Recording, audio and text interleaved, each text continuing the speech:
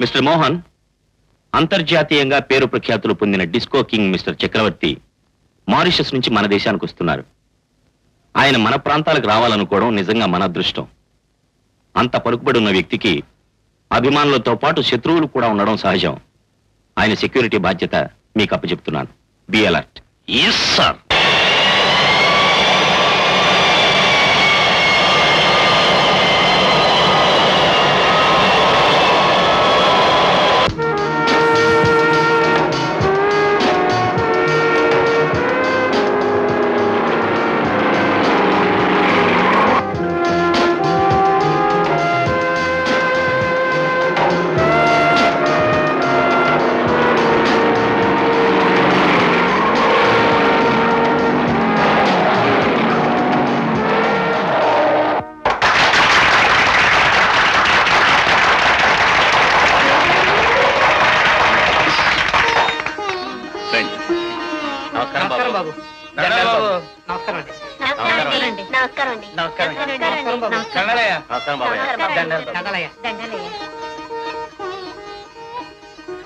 కూర్చోండి. గుప్తదానాలు చేసి ఈ శరణాలయాన్ని పునరుద్ధరించిన మహాదాత శ్రీ చక్రవర్తి గారు ఇప్పుడు స్వామీజీ విగ్రహాన్ని ఆవిష్కరిస్తారు. రండి.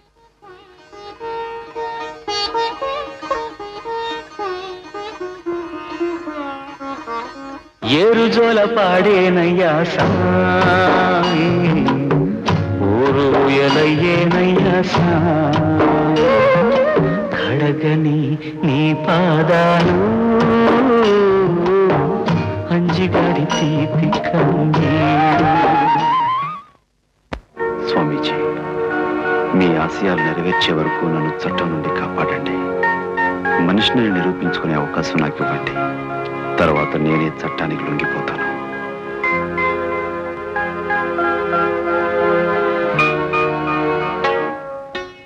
ఎందరో అనాథలకు జీవితాన్ని ఇచ్చినటువంటి ఈ మహానుభావుని విగ్రహాన్ని ఆవిష్కరించే అవకాశం వచ్చినందుకు నాకెంతో ఆనందంగా ఉంది.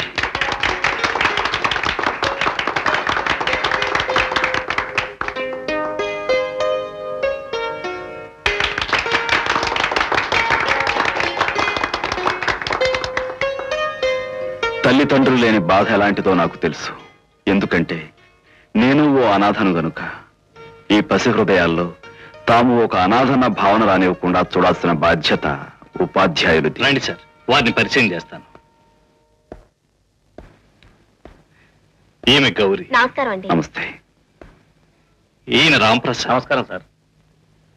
ఈయన సోమరాజు. నమస్తే. ఈమె సరస్వతి. నమస్తే. ఇతను గోపి. నమస్కారం అండి. ఈమె లక్ష్మి. నమస్కారం.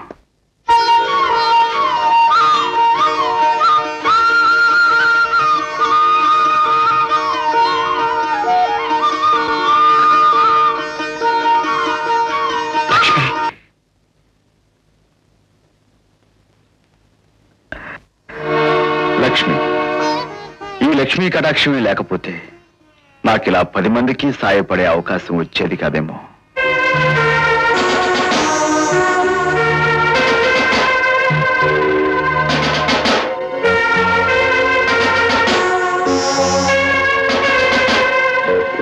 నాకు బస్సు ఎక్కడ ఏర్పాటు చేశారు? జమీందారు గారి కొత్త బంగ్లాలో సార్.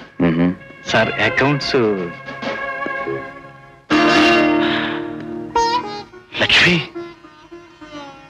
నేను మోహన్ని ఈ మధ్యనే ఇక్కడ బదిలీ వచ్చాను. అవును, నువ్వు చచ్చిపోలేదు. చావాలని ప్రయత్నించినా ఆ భగవంతుడు నాకు అవకాశం ఇవ్వలేదు. లక్ష్మి, నువ్వు బ్రతుకున్నట్టు తెలిస్తే మీ అన్నయ్య చాలా సంతోషించుండేవాడు. అతన్ని సంతోషంగా ఉండనిచ్చేవారా మీరు? కనిపిస్తే వేడి లేరు. అది ఉద్యోగం లక్ష్మి. కానీ నేను మాట్లాడేది అంజి స్నేహితుడుగా. కానీ ఒక్కటి మాత్రం నిజం లక్ష్మి, ఎప్పటికైనా అంజి పట్టుపడక తప్పదు, చేసిన తప్పుకు శిక్ష అనుభవించక తప్పదు. సరే, ఇప్పుడు నువ్వెక్కడుంటున్నావు? ఆత్మహత్య చేసుకోబోయిన నన్ను డాక్టర్ కుచేలరావు గారు కాపాడారు. ఇప్పుడు వారింట్లోనే ఉంటున్నాను.